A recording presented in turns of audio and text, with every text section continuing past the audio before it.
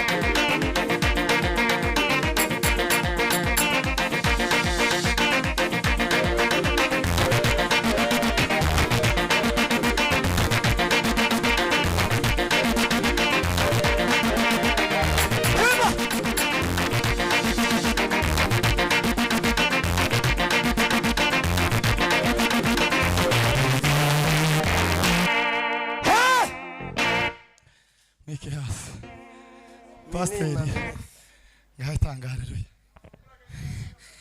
tuzamurire Yesu icyubahiro.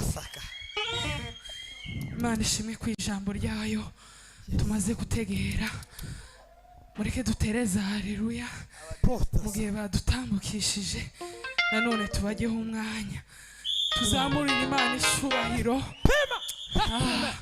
Ijambo ry'Imana ritubwira ngo tumwikoreze imitwaro yacu, kandi naje gusanga muri haleluya hari igihe tuzitera hakagira ibintu na bimwe mu isi y'umwuka bigenda neza.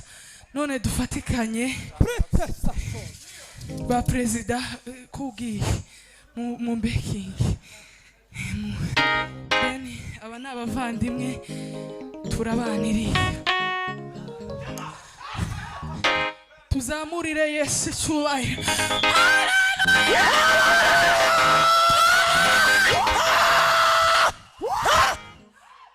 Muri aya materaniro hari ikintu Imana yokora. Tuza dufata amateraniro twonge tuza Benjamin kutawafata mikoro.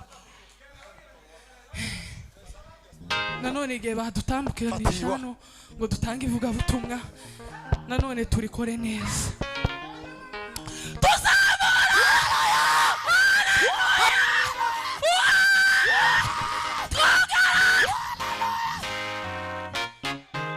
Tuzamurira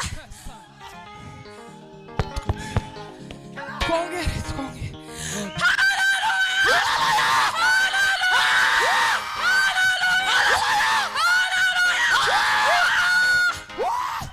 bene natere mwitonde asa nkaho utanze ivugabutumwa. Bwana asifiwe. Tuzamure. Haleluya! Kanda iminota.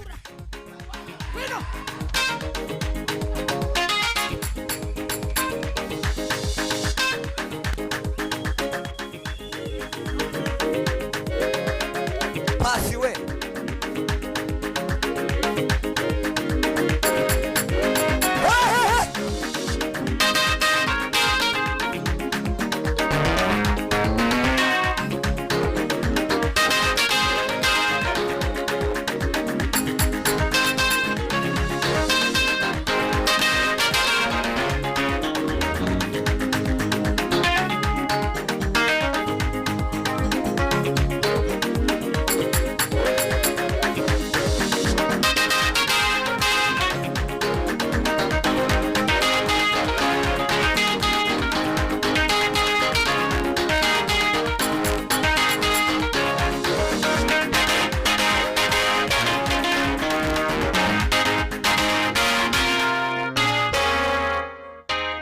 Kala chini.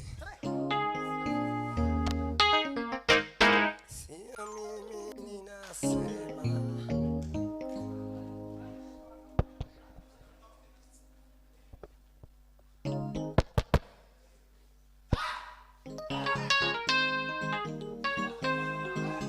Soma ijambo ry'Imana muri Yesaya